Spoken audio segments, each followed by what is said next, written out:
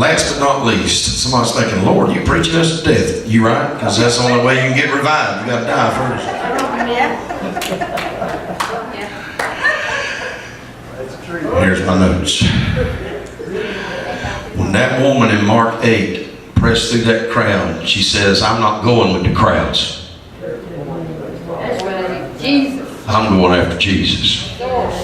You better stop looking at crowds and determining whether or not Jesus is in something or not. That's right. That's right, brother. Crowds will lead you astray. Amen. Because among the crowd is what's the popular thing. Yes. That's right. The most recent accepted thing. She went through those crowds and she touched him in his garment, and virtue, somebody say anointing, power, flowed out, and immediately she was healed. Her issue got healed. There ain't but one remedy for this issue, and it's the power of the living Christ. But somebody has got to leave the crowds and press through and be willing to go touch him. But she first had to admit she had an issue. That's right. All right. She realized something was wrong with her, and only one could get it right. Because she spent all her living on doctors. Somebody shout, she tried education and it didn't work. Because the doctors would have been the educated. She spent all her living. She tried using the money, her wealth, to get well. What's the modern church? She's been bewitched like Simon the witch. She thinks she can purchase the power of God to come on somebody with her money. She thinks she can build bigger sanctuaries and get more of God. Come on, everybody hear Holy Ghost.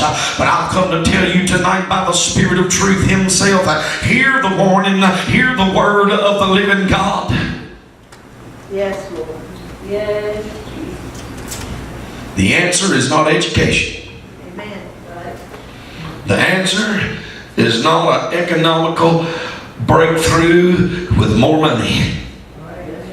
The answer is the virtue that flows from a living Christ. And that virtue is none other than the Holy Ghost in his move.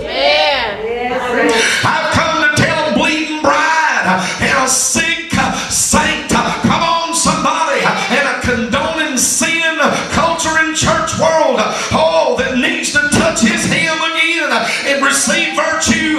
You're not going to find deliverance.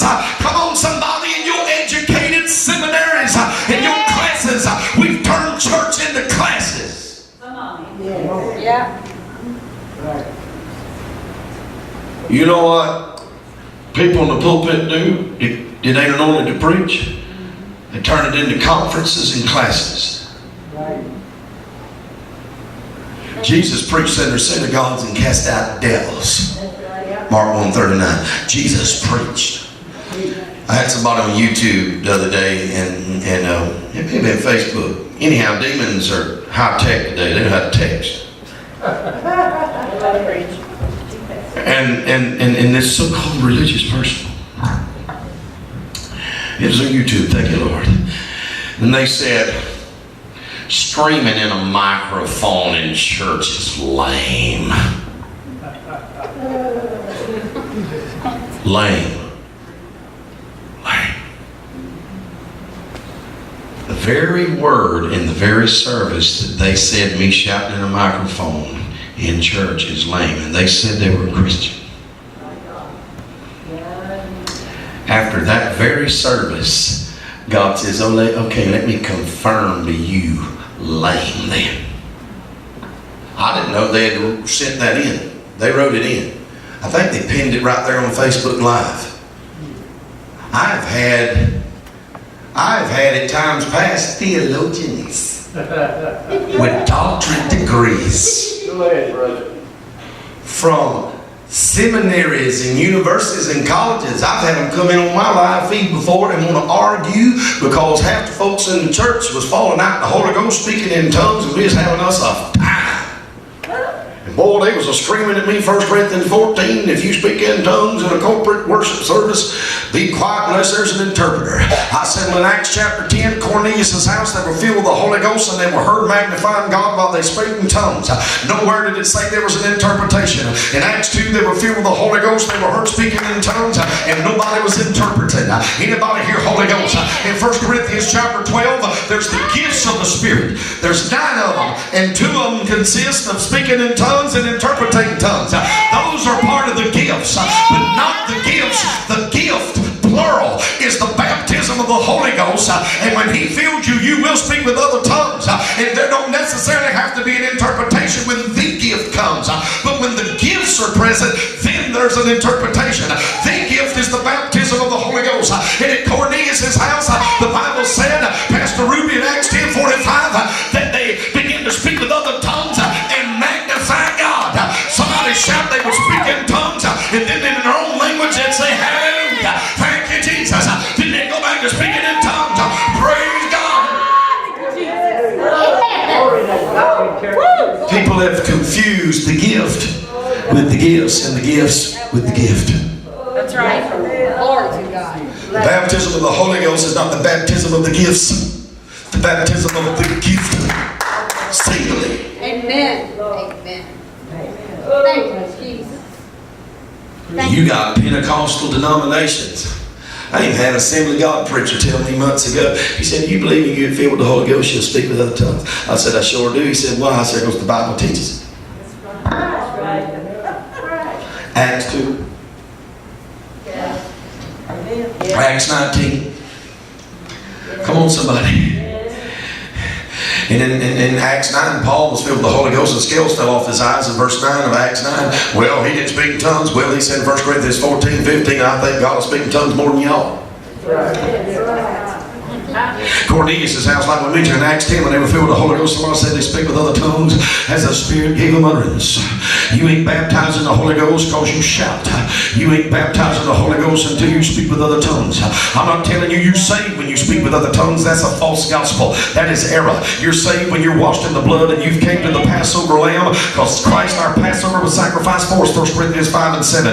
You're saved and the blood of the cross is Passover. But friend, I want you to know, after Passover came the Pentecost. Hallelujah. 50 days later, because Pente means 50. And when He poured out His power, His Holy Ghost on that day after the Passover, 50 days later, after they'd been washed in the blood, the fire came, because the fire only follows the blood. Anybody hear Holy Ghost? Praise God. And what did they do? They began to speak in an unknown tongue as the Holy Ghost gave them the utterance. If you call yourself Pentecostal for the sake of trying to find something to call it, because it ain't a day, or excuse me, a denomination, it's a day. It's the only church Jesus' birth. Read it, Acts 2. When they got filled to speak with other tongues. Not as they were trained and taught in a room aside from the congregation in the altar, but as the Holy Ghost gave them utterance. If you believe anything besides that, you have just denied the foundations of this scripture outline. Yes. The answer is not more education, and I'm not defying and saying don't get education. The answer is not there. We got churches looking for preachers. Look at your neighbor and say, he's still in the Spirit. If you ain't, you think he's preaching long.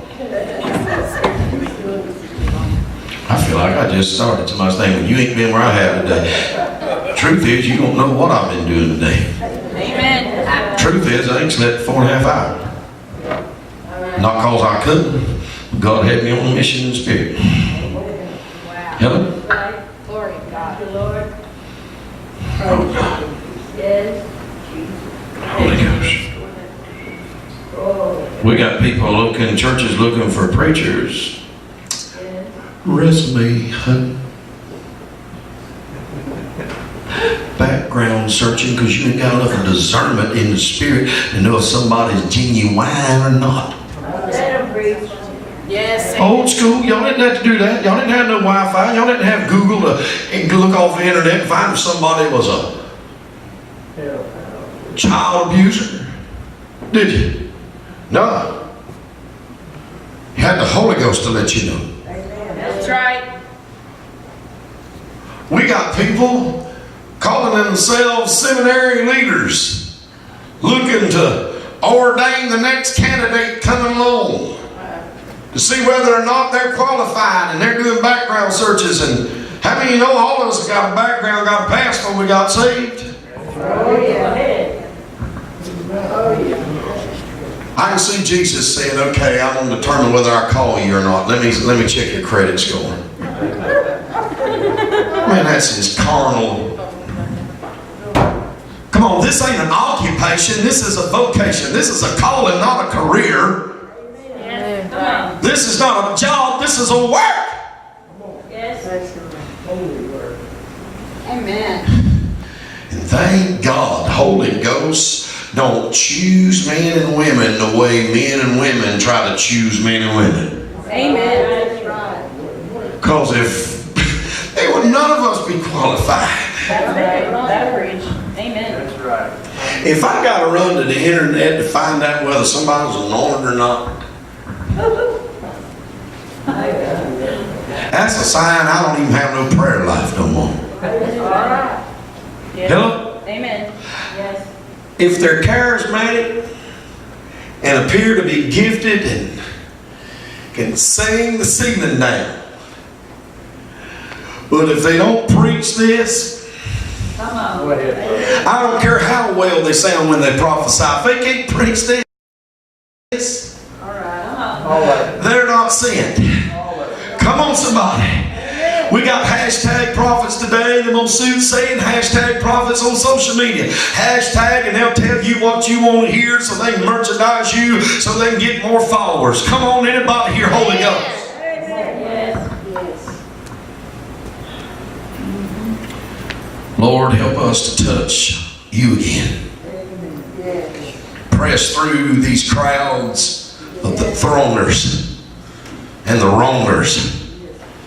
They're touching you all over, Lord. They're just grabbing hold of you. They're gathering around you, these religious crowds.